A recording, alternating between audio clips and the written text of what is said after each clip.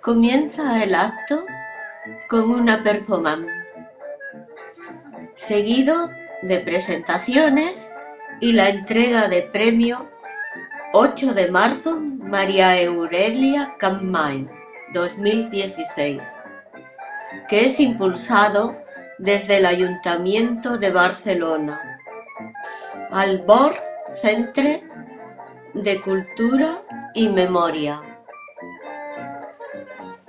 que está situado en el antiguo al antiguo mercado del Born, junto al Parque de la Ciudadela. El acto fue muy ameno.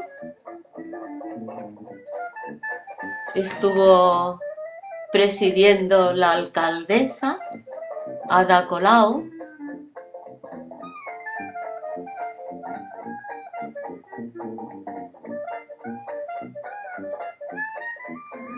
Que es practica contra les dones pel sol fet de ser dones.